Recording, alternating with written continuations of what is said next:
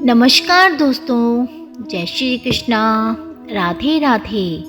आज मैं आपके लिए संकट्टी चतुर्थी व्रत कथा और तिलचौथ की कहानी लेकर आई हूँ। एक शहर में देवरानी और जेठानी रहती थी। जेठानी अमीर थी और देवरानी गरीब थी। देवरानी का पति जंगल से लकड़ी काटकर शहर में बेचता था और अक्सर बीमार रहता था। देवरानी अपनी जेठानी के घर का सारा काम करती थी। उसके बदले में जेठानी बचा हुआ खाना और पुराने कपड़े उसे देती थी। इसी से देवरानी का परिवार चलता था। एक बार माघ के महीने में देवरानी ने तिलचौथ का व्रत किया। देवरानी ने 5 रुपए का तिल और गुड़ लाकर तिलकुटा बनाया और पूजा करने के बाद तिलचौथ की कहानी सुनी।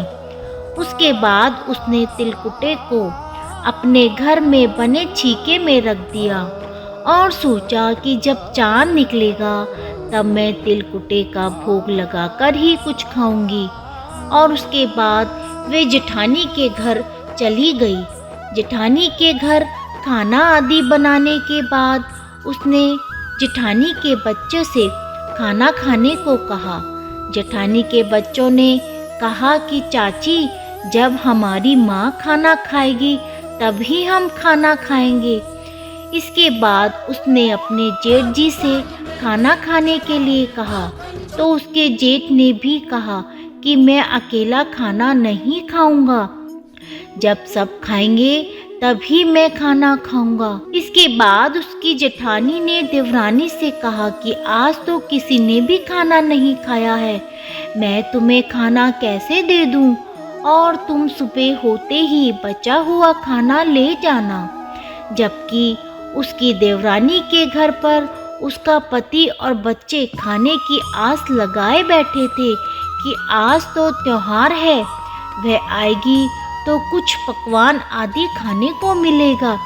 परंतु जब बच्चों को पता चला कि आज तो रोटी भी नहीं मिलेगी तो बच्चे रोने लगे और उसके पति को भी बहुत गुस्सा आया और कहने लगा कि सारा दिन काम करके भी 2 रोटी नहीं ला सकती तो काम क्यों करती हो। पति ने गुस्से में आकर अपनी पत्नी को कपड़े धोने के धोने से पीटा। पिटाई के दौरान धोवना टूट गया तो पाटे से मारा।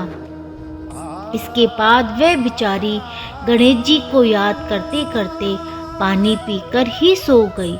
उस दिन गणेश जी उसके सपने में आए और कहने लगे कि धोवना मारी पाटा मारी, सो रही या जाग रही।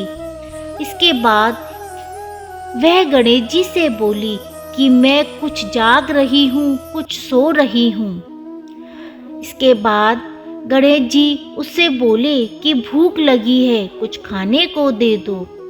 इस पर देवरानी बोली, मैं आपको खाने को क्या दूँ, मेरे घर में तो अन्न का एक दाना भी नहीं है। जेठानी जो बचा कुचा देती है आज तो वो भी नहीं मिला। पूजा का तिलकुटा छीके में रखा है, वही खा लो। तिलकुटे खाने के बाद गणेश जी बोले, धोवना मारी पाटा मारी, निपटाई लगी है, कहाँ निपटूं। इस पर देवरानी बोली, इस घर में जहाँ आपकी इच्छा हो वहीं निमट लो।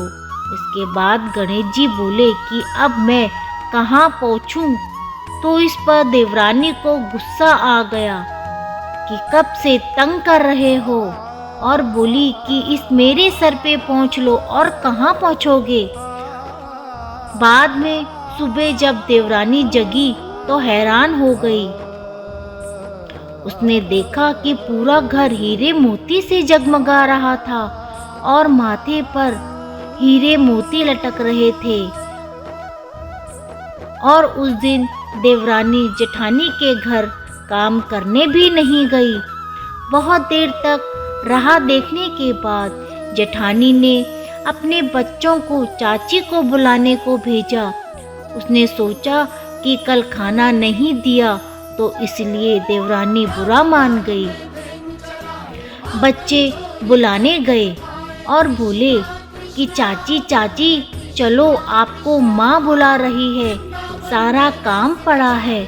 दुनिया में चाहे कोई मौका चूके या ना चूके, क्योंकि देवरानी और जेठानी आपस में कहने का मौका नहीं छोड़ती हैं। और देवरानी बोली कि बेटा, बहुत दिन तेरी माँ के यहाँ काम कर लिया है, अब तुम अपनी माँ को मेरे घर काम करने भेज दो।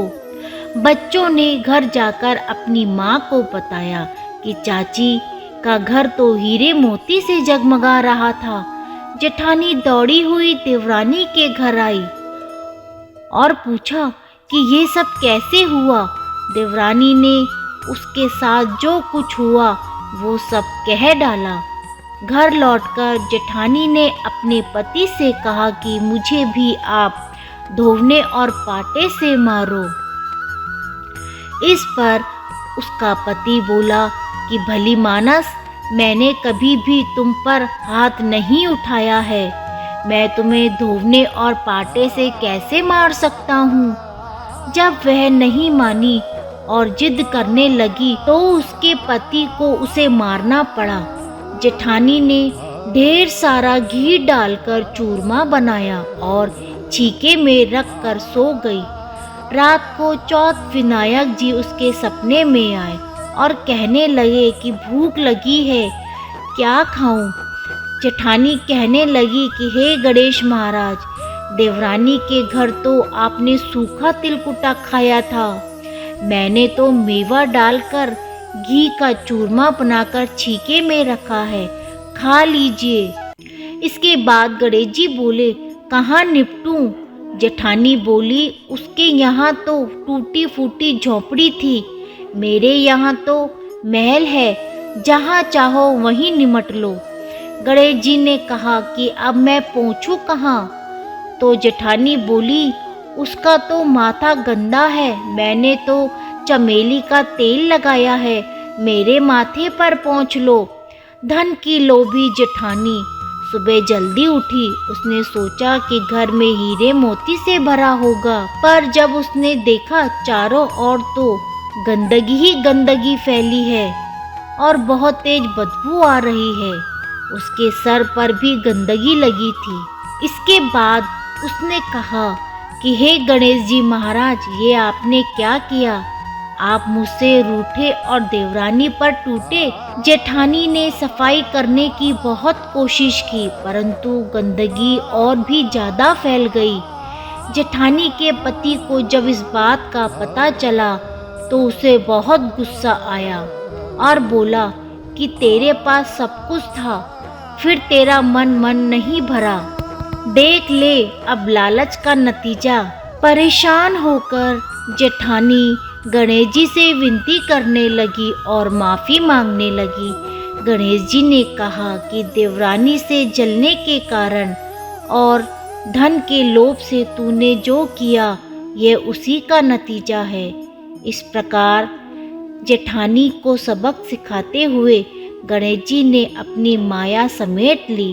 हे गणेश जी महाराज, जैसे आपने देवरानी पर कृपा करी वैसे सब पे करना, और जैसे जेठानी पे करी वैसे किसी पे मत करना।